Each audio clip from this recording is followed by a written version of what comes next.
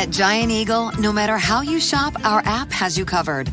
With easy in-store savings, plus curbside pickup and delivery of fresh food selected by our personal shoppers. This spring, shop safe and save at Giant Eagle.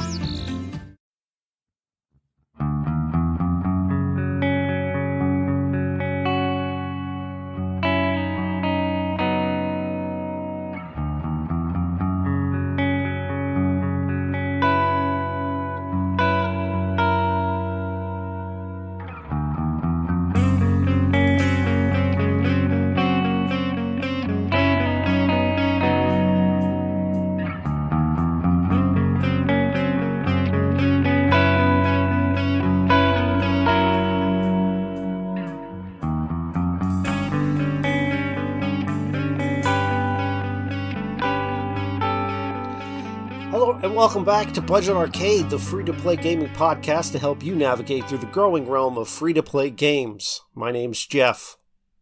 And I'm Mark. And what we normally do is every 2 weeks, we review a game and Scott tells Mark to stop talking. And then on these off weeks, Mark's actually allowed to say things. So right. I love it. It's going to be great. It's my favorite time of the year. I know, every other week. So we do something different every week, or what it usually breaks down into is us just discussing why Xbox is going to win the next console generation. But what we are doing this, as we record this, the latest consoles have just come out, the Series X and the PlayStation 5. If you've got your hands on one, lucky you, but if not, like myself and Mr. Mark here, we are still playing on current gen hardware, and we want to celebrate the current gen as we bid it adieu by each of us listing our top 5 games for the current generation. We are going to exclude the Switch because I feel like the Switch is halfway through its life cycle. It's got a few more years left in it. I just say this. It wasn't for lack of trying. I at the last second, I decided, hey, I'm going to try to get a PS5. That didn't go over so well. Yeah, I already knew that I was just going to wait until they were readily available and that I paid off a couple credit cards. Sure. Reward myself with an Xbox Series X. But either way, it also seems like maybe we're missing out on some faulty. There's been reports of faulty equipment on both Sony and Microsoft side, so it's always kind of good to wait and see things out, and especially if you're an Xbox 360 owner and you've had to replace yours several times, you know how much that can stink. So I'm totally fine waiting. Hey, let me ask you this real quick. What do you I don't know if you paid any attention to the reviews of the launch titles for both consoles, but is this the best launch title across both platforms that Sony and Microsoft ever had? That's kind of tough. I mean, probably that Sony and Microsoft, if you're just including them, probably. But so much of them are shared. Nobody's really got any dope exclusives. Right. And it's a lot of these games are just current gen games that have been upscaled for next gen. Yeah. Like, I don't think we're really seeing, with the exception of the NBA 2K series, what these consoles can do yet.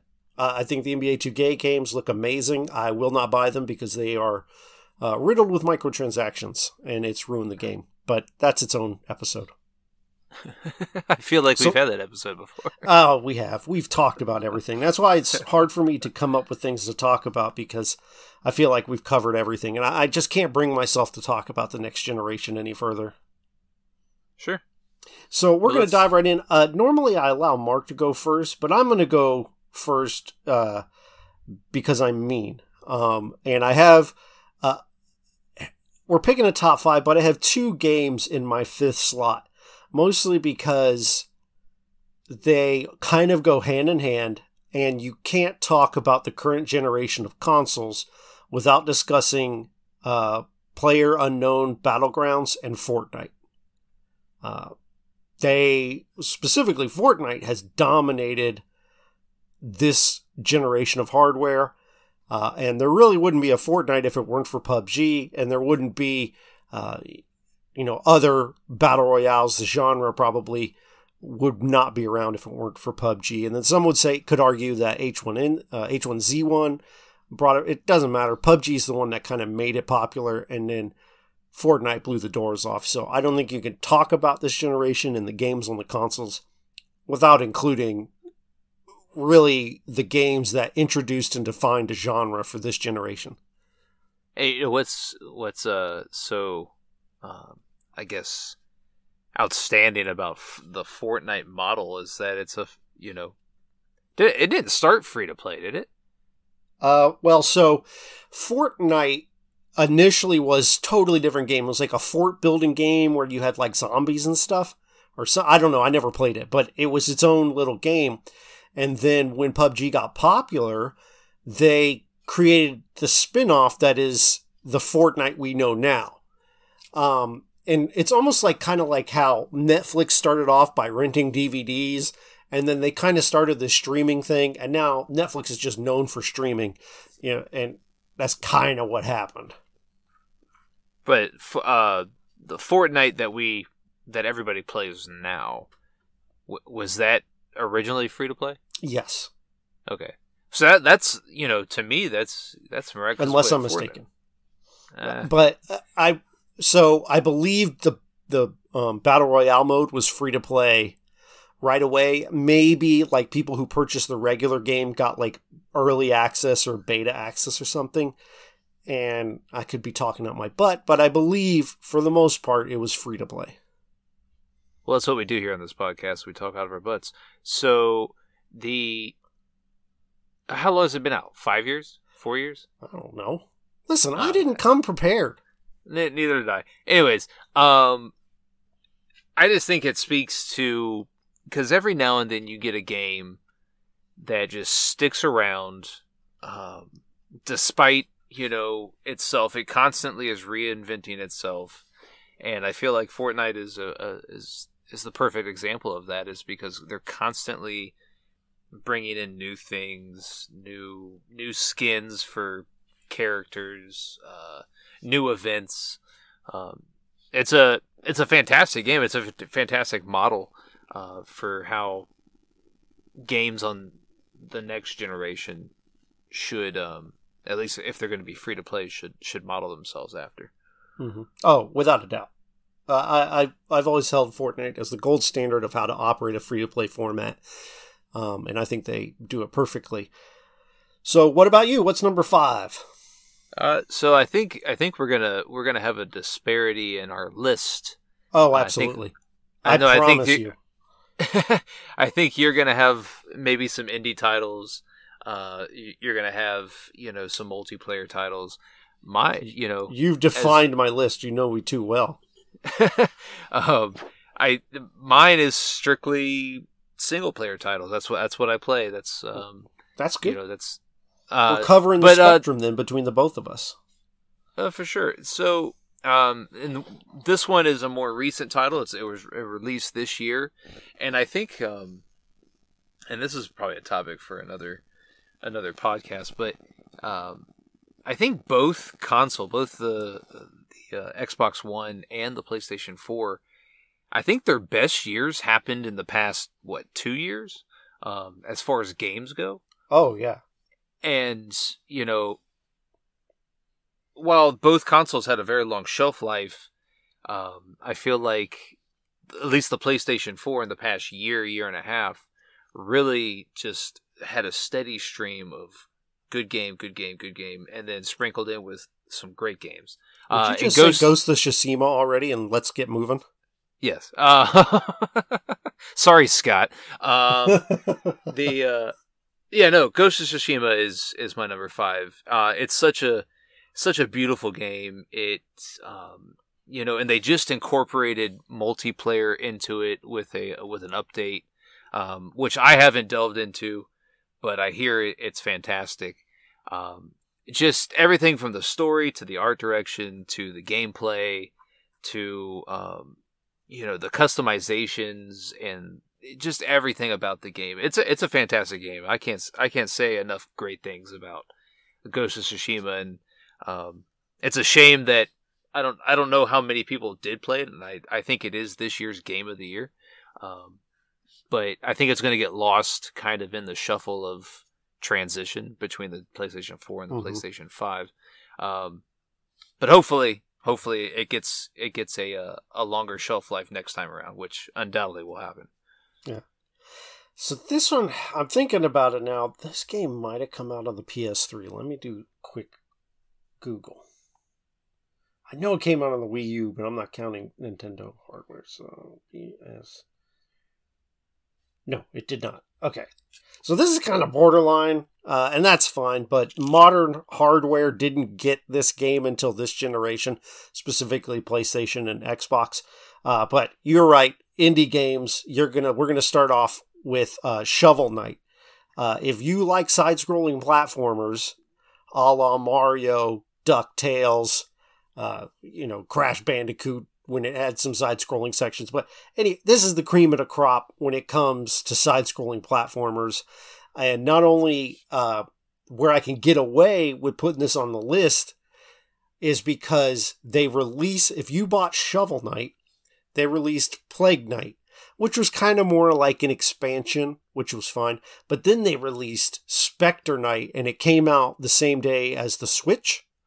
And again, we're not talking about the Switch, but it also hit the modern hardware. And then they just released King of Cards, and each of those are like its own full campaign.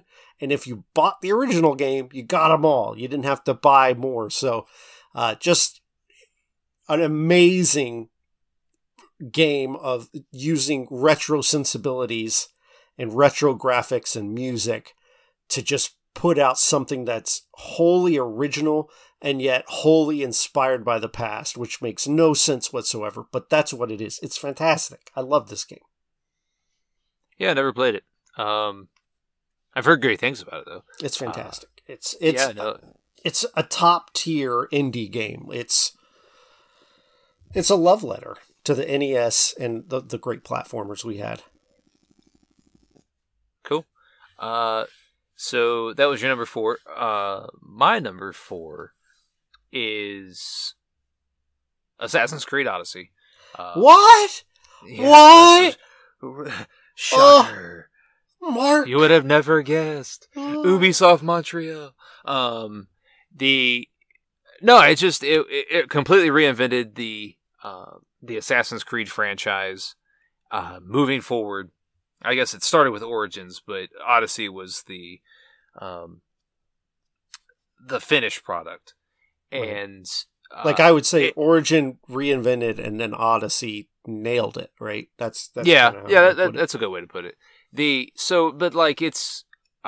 It's such a fantastic RP. It's a full blown RPG, open world. The map is huge. You have thousands of weapons, thousands of customization options. It's beautiful. It incorporates all of the Assassin's Creed stuff. You have stealth. You have, you can just run in and beat everybody's ass. You can go sailing. You can chase a goat. It doesn't matter. It's a great game. Yeah. Well, I'm positively sick of hearing of it. But I guess when we get up to my number 1, you'll be in the same boat. But number 3, anyone who knows me, this is my favorite indie game, possibly of all time. It's hard to say, but Enter the Gungeon. Holy smokes, is this game great. If you like action roguelikes, this is it, right? Other games came before and kind of innovated on the genre. In the same way that, Origin might have innovated, Odyssey perfected, Enter the Gungeon perfected the twin stick roguelike shooter. It's so good. I don't know how many hours. I bought it on PC. I bought it on Switch. I bought it on Xbox. I bought it on my PS Vita. Not even Vita. Actually, no, I didn't. I lied. I didn't buy it on PlayStation in any way, but I bought it a lot. And it's an excellent game. I don't know what else to say. Every run's different. There's tons of guns. There's the kind of meta progression I like, where you still start at 0, but You unlock things that can then later show up in the dungeon, so there is a reason to keep playing. Even though you die, you start over. You can kind of unlock things to get the full experience as you play without having it be sort of this grind to make your character so powerful you can't die in the dungeon, which is what I like, is the start from zero mentality. I don't know what else to say. It's so good. It's often on sale on the Switch for $7.50, which is an absolute steal. It's been free a number of times on the Epic Games Store, which is dumb. I don't get that, but it's great. Now, exit the dungeon, you can pass. It's bad. Bad's a strong word. It's not good, but Enter the Gungeon's amazing. I remember playing that game and thinking, wow, this is a really good game. I like it. It feels indie, but it doesn't. I don't know how to put that, but I agree. Well, that's a fantastic game. Yeah, it's again one of those top tier indie games. Whereas like Shovel Knight might. I don't even think Shovel Knight feels indie. It feels just so polished, and so does Enter the Gungeon. That it's just, well, I mean, so Shovel Knight was published by Yacht Club Games. They self-published their own title, and now they're publishing other indie developers, which is cool. Where Enter the Gungeon was made by Dodge Roll, but published by Devolver Digital, and that kind of almost makes it maybe not indie. Devolver Digital is sort of this publisher that grabs up indies, and they publish indie games.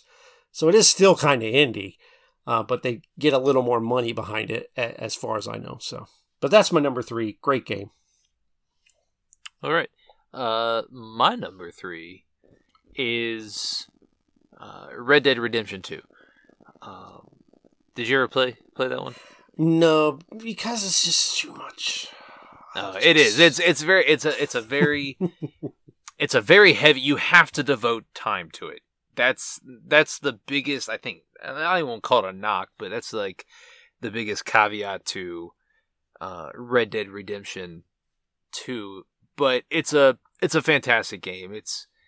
It nails everything out of the park. It's so immersive, so in depth. You can literally spend hundreds of hours doing nothing but, bathing yourself and picking out outfits and petting your horse. Amazing. No, that you just described like a Barbie simulator. If Barbie was in the Wild West and yep, that's Barbie robbed stagecoaches, sure. But no, it's fantastic. Rockstar is probably the best developer out there, with telling a story within a world where the world just engulfs you, and that's Red Dead Redemption 2. And I think it came out in the middle of this console generation, and I think it kind of set the bar for the rest of the console generation. Yeah. So that's my number 3. Well, and considering that this generation we didn't get a new GTA, they just republished GTA 5, and they're going to republish GTA 5 on the next generation. This might be it for you for, Rockstar open world games. So, well, which kind of stinks. GTA 5 version 3.2 or whatever. I believe they're doing that. PlayStation, and I don't really necessarily have a problem with PlayStation for it, but in their event, they showed GTA 5. Again, I don't care.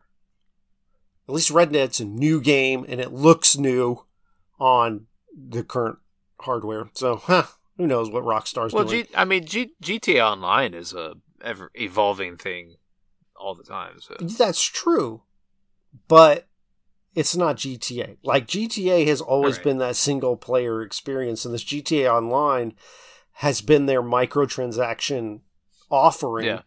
That might take over what we know and love as GTA. Yeah. I'm a little scared of that, but, hey, that's not what we're talking about today. We're being positive. We're bringing up our top games. And so we're going to my number 2.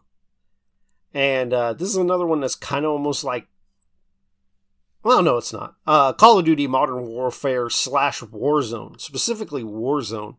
I think Warzone is the best battle royale ever made. It's incredible. It's so fun to play still. And it actually, for years, I haven't liked a Call of Duty game, like a long time. And after playing Warzone a bunch, I bought the Modern Warfare game, and I'm loving just playing multiplayer of that. I think and it's kind of unlike me to have Call of Duty as something on a list of mine because I just don't like the series that much. But I think that also is a testament to how good Warzone is, and how good the counterpart of Modern Warfare is as well. I didn't play the campaign, but from a multiplayer and a battle royale perspective, it's a 10 out of 10. I love it. How do they improve on it? I mean, how do they improve on that going forward? You know, you say it's the best battle royale. That's the tough thing, right? Because what we end up getting, and what's happened for the battle royale genre, you got PUBG. They kind of started. It's this clunky. Frankly, it's a mess. PUBG is a messy game. And then Fortnite comes out, and they have that AAA polish where it runs great, whereas PUBG never really did. However, PUBG still has, bar none, the best sound design of any battle royale. Like when you hear gunfire, you know where it's coming from. With everything else, it's kind of guesswork. But like Fortnite kind of made it for everyone. And then like Apex Legends came out, and they innovated so much to make it the genre better by adding the ping system, all kinds of like quick equipping things, just making your inventory management so much easier. And then we had the Black Ops one, which was good, but this is like the full realization of them perfecting the battle royale. What do you do going forward? I don't know. I think there's a couple things they can do to improve it with the pickup system. The pickup system is not particularly great in Warzone. It's bad. And there's things they can do there to improve that. But that's about it. I really like the gun. It's so fun to just sit there and tweak your loadouts and add attachments to guns and try them out and see what you like and don't like. And it's fun to play with your friends. You can get in and out of games pretty easily. It's great. And the reason I'm putting it on my list, it's the game I probably spent the second most amount of time with this generation. And the first game is number 1 on your list, I'm assuming. That is correct. And okay. Anyone who knows me knows exactly what it is, and it will not be a surprise to anyone. But go ahead. Your number 2, please. So my number 2 is Horizon Zero Dawn. It came out a couple years after the PS4 had been out. 2016, I think. 2015 or 2016. And it just took everybody by surprise. There wasn't there was some play up to it, but it wasn't, there was no, word on the street of, hey, this is fanfare. This is game of the year and all this. But man, when you play that game and you you dive into the story of the characters in the game and the world where, your post-apocalyptic Earth where robot dinosaurs roam and, you're trying to figure out what happened to the Earth and why these robot dinosaurs are there. It's great. And I personally can't wait till, I think it's the end of 2021 where, the sequel is supposed to hit the PS5. But, to me, it's a fantastic start to a new franchise, a new IP. Mm-hmm. Sony really hit out of the park, and I don't know Sony's design process and Sony's creative process, but for them to take a huge swing on Horizon Zero Dawn instead of continuing the Killzone franchise, because Guerrilla Games made Horizon Zero Dawn, and they also made the Killzone games. We didn't get a Killzone game in the PS4 generation. And nobody noticed. Right. Well, that's the thing, is nobody really cared. But for Sony, they had to take a huge swing and drop a well-known IP in order to, start this new franchise. Mm-hmm. And to me, that's what publishers need to be doing more often. Is because then you get more great games and not just continuation of franchises. But yeah, that's my number 2. And it's like, how many people do you know that are like Killzone heads? Right. Like you know people who love Halo, you know, but I don't know anyone who's like, hell yeah, Killzone. Nobody does. Nobody cares. No, and they weren't great games either. So right. So I think they made a great migrating this team to something new, and clearly, because you're not the only person who's told me how great it is. So I now know what your number 1 is. It took me a second. I had to parse some things out, but so I'll guess your number 1 after you guess my number 1. What's my number 1? Do you know? All right. It's not an indie title. Nope. Oh, it could be an indie. It is not indie. It is AAA. If we hadn't talked about 2K earlier, I would have said 2K. Yeah, well, apparently you don't listen to this podcast.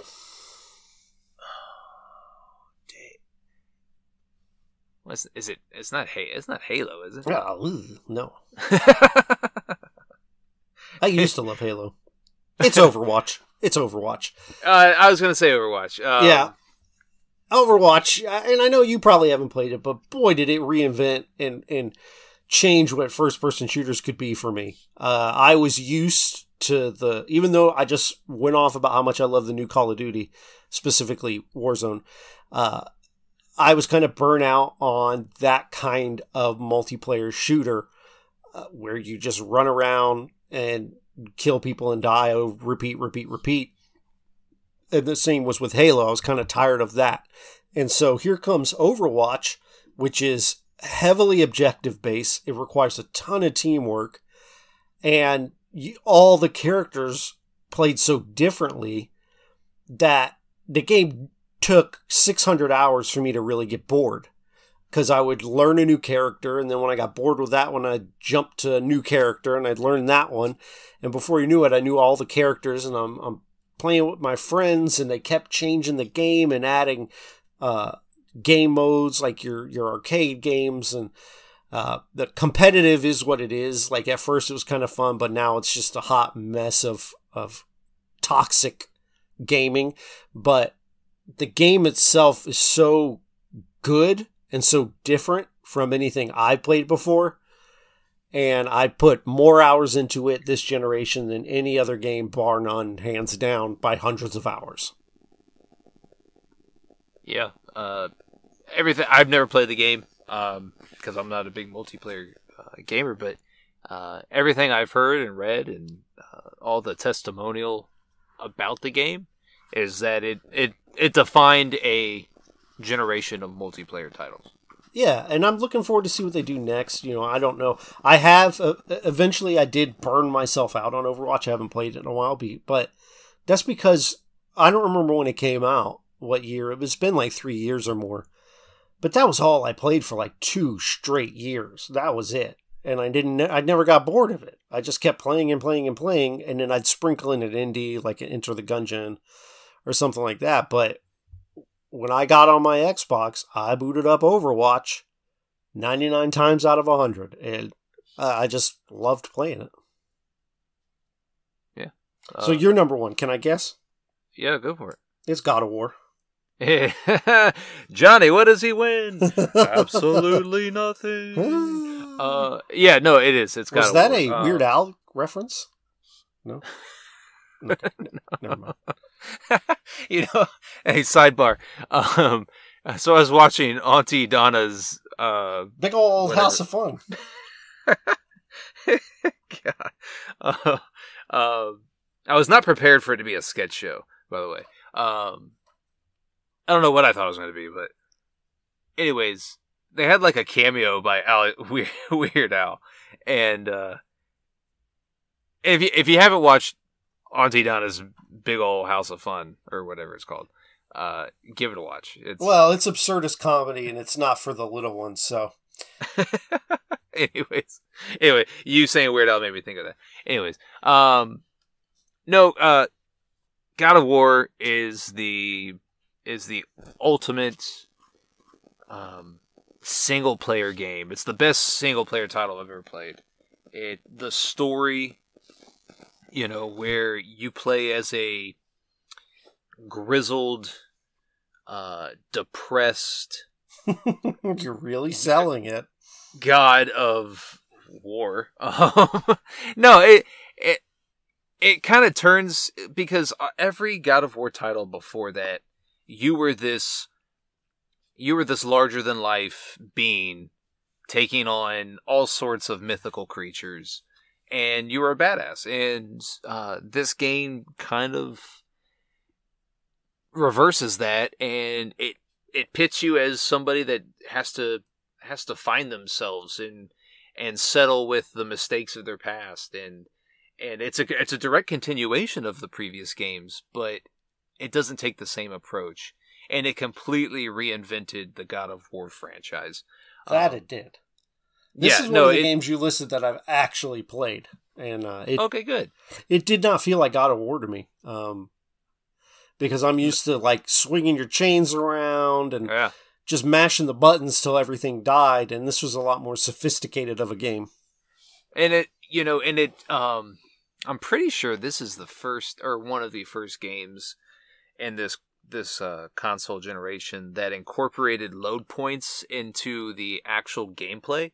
Where you'd move between a crevice in the wall, and you'd have to squeeze through it. From what I understand is that was the developer's way of, rather than a load screen, the load points. Right. So one thing that about this game is that it's one continuous shot, barring you dying and respawning. But if you were to play the game and never die, it's one continuous shot. Yeah. And that's why they do that with the load times. And I might be speaking up my rear when I say it's the first game to do that, but it's the game that made that method of loading popular, which then became incorporated. Metroid Prime had something kind of like that, where you'd go into like a room and a door hadn't opened yet, or you'd be like on an elevator, so you'd still be able to move around and everything, so you wouldn't see load screens. But and they were pretty short load times, but it has kind of hid the loading behind this elevator or whatever. Yeah. Just you also have companion gameplay, where you're traveling with your son through whatever realms of Middle Earth or wherever we're at. Oh yes, Middle Earth. You'll see the Hobbit. But it's such a great game, and I don't know. I mean, there's a million different ways they can go in the story direction, but gameplay, man, it's such a great game. It's my top of my list. All right, well, that's the 10 best games of this generation. I think we covered indies, multiplayer games, and a whole lot of single-player adventure titles. So what were your favorite games of this current generation that is nearing its end? You can reach out to us on Facebook at facebook.com/budgetarcade, Twitter and Instagram at budgetarcade. You can go to our website, www.budgetarcade.com. If you want to buy some merch, you can go to hotkeygaming.com/budget-arcade and use promo code ButtBiscuits. We also have a Patreon. Check out the link in the description to find out more about that. Our music is provided to us by Stimmage. You can find his music on MetroidMetal.com. Now, Mark, is there anything you'd like to say to Scott? Yes. Everybody listening, please go to all of the social media and tell Scott he's being a tyrant with his mandates on talking points and the ability to have flowing conversation without it being or appearing to be scripted. So please let him know that you use the hashtag FreeMark. That's good. I like that. Well, if you want to talk to us in a more casual and real-time way, you can check out our Discord. That link will also be in the description of these show notes. We want to thank you for listening to Budget Arcade, and game on.